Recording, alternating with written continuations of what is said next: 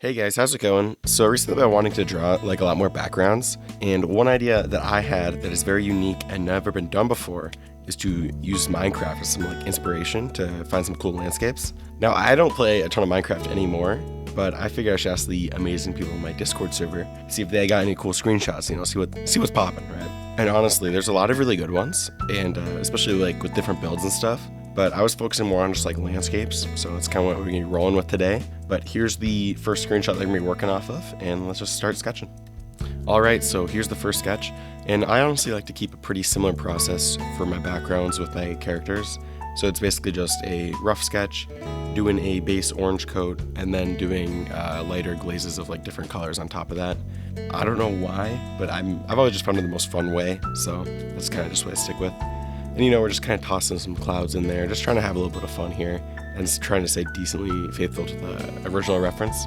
And for most of the stuff in the very background, I was just doing like a dark blue kind of thing, just because, nobody's really going to be looking there anyway, so we don't need to do anything crazy with the detail there, right? And then just tossing some grass color in, keeping it pretty simple here, just because I know that I'm going to have a little bit of trouble with the details of the city and all that, and I want to give myself room to breathe with that. And the keen-eyed among you might recognize that this is actually the overworld from the Minecraft movie. That was like the first thing that one of you guys submitted, so I was like, hey, we ball, let's just try it out. And honestly, it is a pretty cool like scenery with a lot of different elements in like the mid and foreground. And especially like the further you go, there's still a lot of detailed stuff with the city and all of that. So that'd be a pretty fun, skills test, right? Honestly, I feel like I ran into a lot of skill issues with it. But yeah, right now I'm just doing a lot of the base colors, nothing too crazy. Keeping a pretty similar process.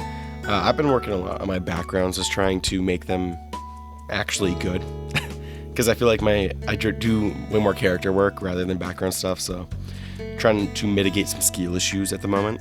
Mainly trying to get some semblance of a city going on. I wasn't going to be going crazy in depth, like detail wise, just because I'm not trying to be here for 20 hours drawing the overworld. So, and my process for adding more like detail is pretty similar to my characters, where it's base colors, some color variation, and then a multiply layer.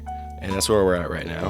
And I feel like multiply layers are kind of like a cheat code to get a lot of quick and easy detail. At least it helps clear up the lighting scenario, at the very least, right? I wasn't too sure how I wanted to separate this out, if I wanted to stay super closely referenced or go like more headcanon route. I think I ended up doing more of the headcanon way of things. But we kind of play it by ear at that point, right?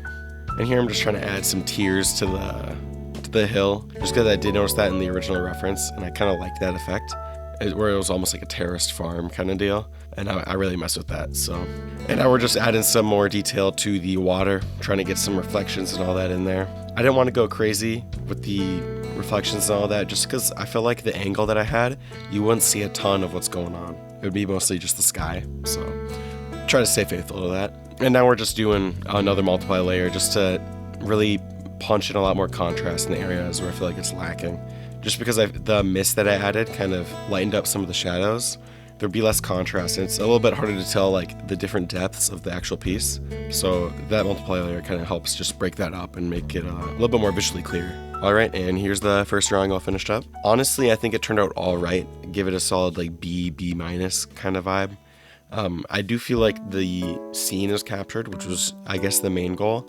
But I did make the city a little bit more muddy and less detailed than I wanted. But that's really just like a skill issue thing that'll be less of a problem the more I do this. So just the growing pains, I guess. And here is the next picture we're working off of. But without any further ado, I say we just hop into some sketching. Alright, so here's the first drawing. I might have perchance forgot to record the actual sketching, so we're jumping in. Alright, sky's already done.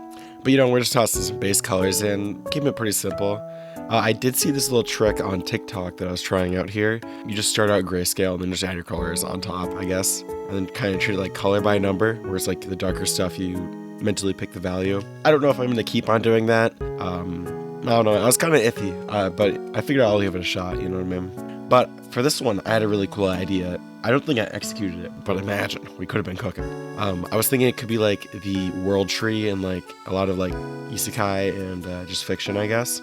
And I've always thought that was a really cool idea, is having like a sacred tree and then like you watch it grow or whatever. Especially if you're like a long living race, I feel like that'd be cool, you know? Now, granted, this is Minecraft, all right? I don't know if that was like the thought when they were making this build, but either way, I mess with it, so. And here we're just adding a little bit of color variation to the shadows. I was thinking that if the light source is coming from the sky and then also the tree, the tops of the pillars would be a little bit lighter of a color because of that. Nothing too crazy, but just enough to have some variation. And here we're starting on the tree. I wanted to keep it pretty simple, just because I felt like the rest of the shading was relatively simple, so you didn't want to have like one over-rendered piece, you know? I feel like that's just a recipe for disaster at that point. Just slowly adding a little bit more detail, tossing some leaves in there. I don't really have like a process for trees and like leaves and all of that. I can get like the general shape, but when it gets to like the finer details, that's really where I struggle a lot. So you're gonna be seeing me, especially if you follow me on like Twitter or any of that, you're gonna be seeing a lot more drawings with like trees, just a lot more nature stuff overall. But, you know, just going along, doing my usual little antics of trying to make something look decent. I was playing around with this reflection color across just this whole drawing, just because I feel like the glass on the bottom would reflect a little bit of light from the tree. I don't know if that was like the best move, honestly, but I did feel like it helped add a little bit more interest just overall to the entire drawing, which, you know, I'll take it. I'll take what I can get, right? All right, and here's this one all finished up.